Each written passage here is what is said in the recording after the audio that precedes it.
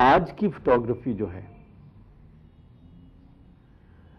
इन सब चीजों से मुक्त हो रही है, हो गई है समझिए. What I like, right? What I like about now is this the chaos.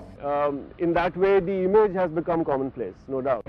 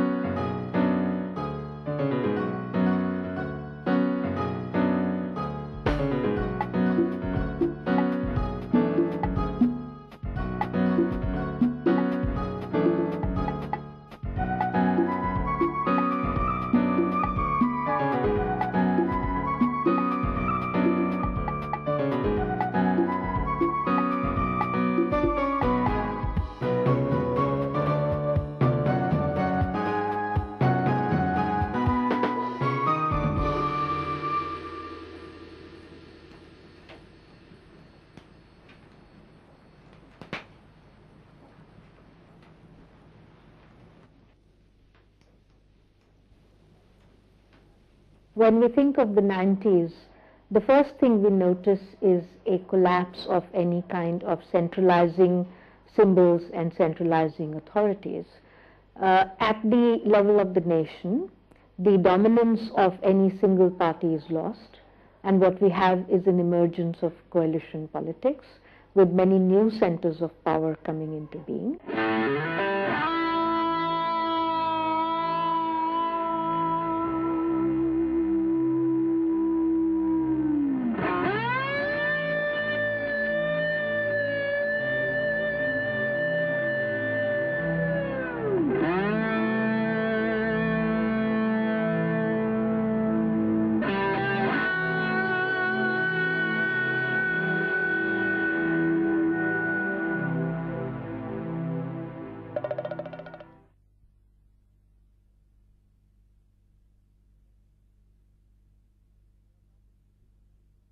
There are some pictures which are very dear to me because they talk to me about my own life. This is one, this is a photograph of my father.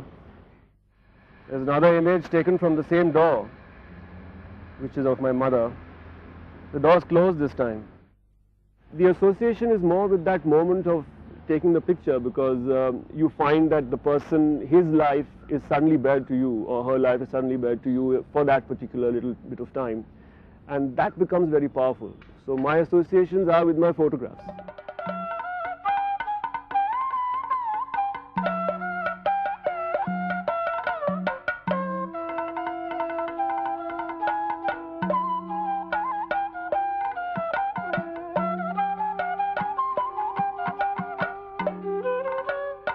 So you're working with sometimes a certain sense of mystery, something elusive. You're even working with a certain vulnerability, yours and the subject's.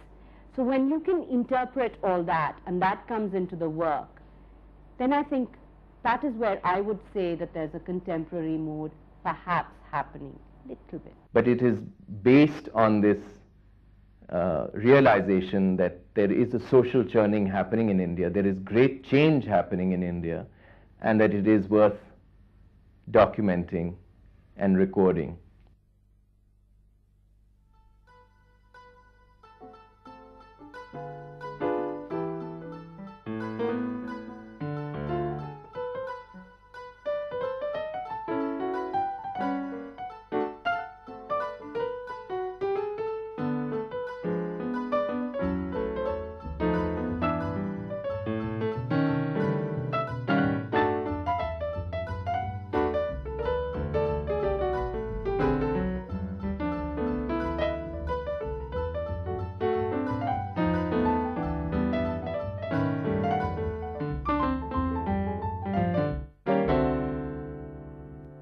So the contemporary mode has certain kinds of practices which might appear to be marginal, but which are very interesting if we think about them in the form of a script which is being rewritten and touched over and reformulated. In some ways one can look at the exotic photograph and its presence in contemporary photograph in a mode that announces its alienness. It is as if the exotic has been put within quotation marks.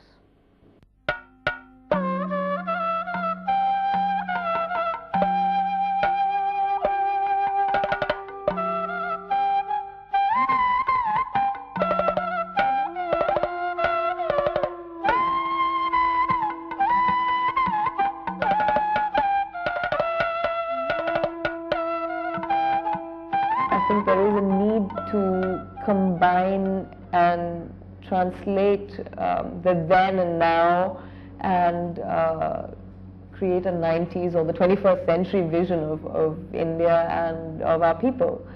And I think in the medium of fashion photography, it allows us a lot of creative freedom to play with both the reality and the fantasy.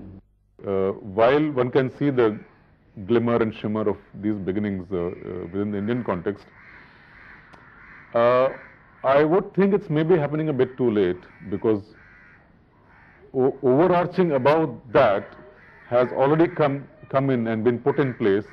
For example, computer-aided photography or the computer-aided design, which today has in its Photoshop possibilities of doing just about anything you want with the visual image.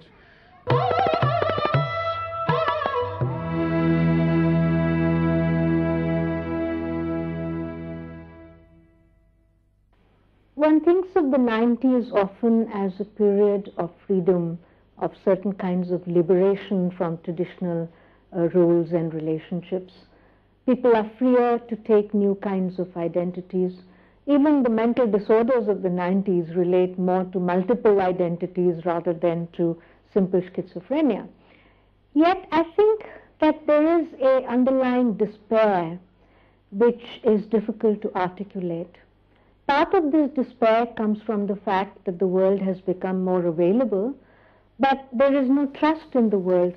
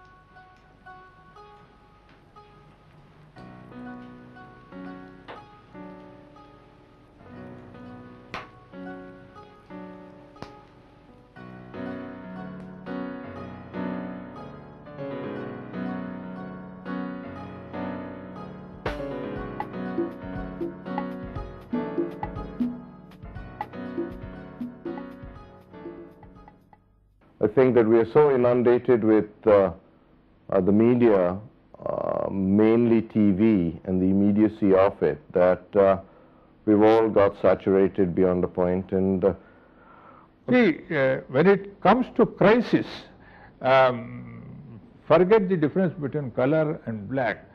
Modern photojournalism has let down the Indian people. I regret to say this. This is a large statement, but by and large it's true. It's very hard for photographers to do interesting work, and we then become the master of the instant, where in 24 hours you've got to say it all, do it all. In India, what contemporary photojournalism? It's just contemporary when the techniques get better, okay?